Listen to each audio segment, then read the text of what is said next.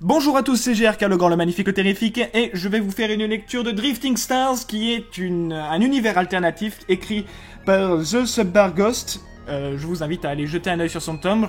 Si vous en voulez plus, je vous en prie, demandez-moi ça en commentaire. La traduction risque de me prendre un petit peu de temps, mais je vais faire tout mon possible pour remplir vos désirs. Donc, allons-y.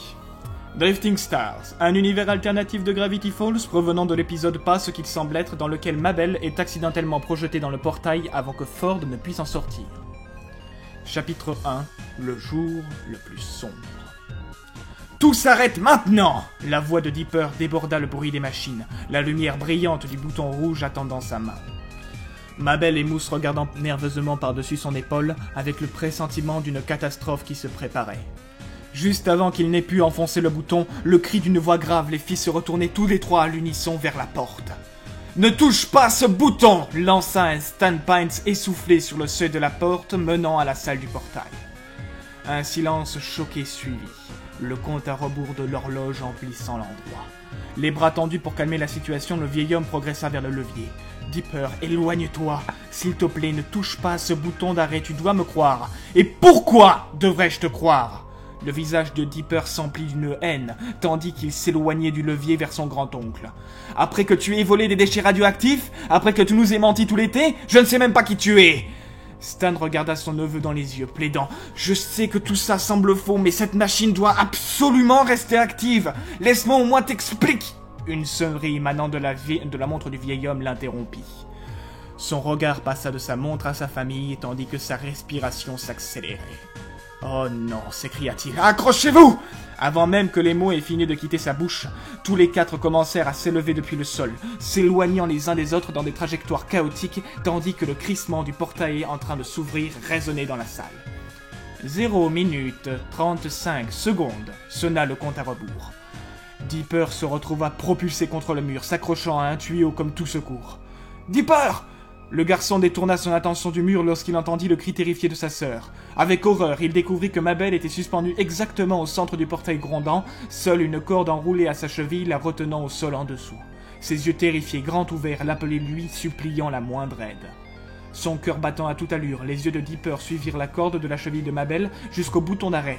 Il se tourna vers sa sœur, criant et montrant du doigt le levier sous elle. « Mabel! Vite! Éteins-le !» Comprenant son plan, la jeune fille fit une pirouette pour se hisser le long de la corde. Elle progressa jusqu'à ce qu'il n'y ait plus qu'un petit espace qui la sépara de la fin de la corde et du levier, qui la sépara de la fin de ce chaos. Prenant une grande inspiration, elle donna un dernier coup de bras à la corde pour se propulser en avant. Soudain, le portail s'ouvrit complètement. Un flot de lumière aveuglante enveloppa la salle. Terrifiée, Mabel se sentit attirée en arrière vers la gueule béante du portail. Non, non, non, non! Ses doigts effleurèrent le levier, mais elle fut tirée en arrière après avoir échoué à s'agripper plus fermement. Elle agita les bras follement, tentant de s'agripper à quelque chose, n'importe quoi. À l'aide! Dipper! Stan! Les pleurs de la fille furent assourdis par le tumulte de la mâchoire ouverte derrière elle. Le sang de Dipper se glaça dans ses veines lorsqu'il vit sa sœur, se débattant sans succès, entrer lentement dans le portail. « Mabel, accroche-toi !» lança le garçon, s'élançant avec toute sa volonté vers le levier. Le temps sembla ralentir cruellement lorsque sa main se tendit vers le bouton, qu'avec une horreur qui lui noua les tripes, Dipper saisit les yeux de sa sœur jumelle terrifiée, son corps ondulant à travers la surface, entre deux dimensions. Seul un instant sépara le contact de la main de Dipper avec le bouton de la disparition finale de sa sœur dans l'air.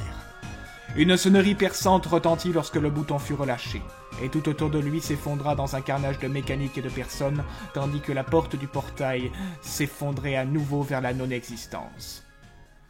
Pendant un bref moment, tout demeura immobile.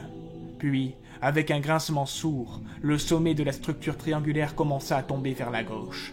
Le grincement initial se transforma en un chaos d'implosion et d'explosion, alors que la structure s'effondrait sans secours sur le sol. Dipper s'accroupit pour s'abriter de ce chaos soudain, couvrant sa tête avec ses bras tandis que les débris pleuvaient autour de lui. Aussi soudainement qu'il avait commencé, le bruit mourut dans le silence.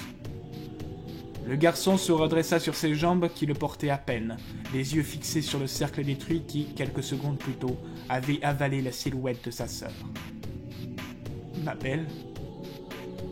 Elle est... » Sa voix se brisa avant qu'il ne puisse continuer, des larmes se mêlant à la poussière tombée sur son visage tandis qu'elle tombait sur un sol rude.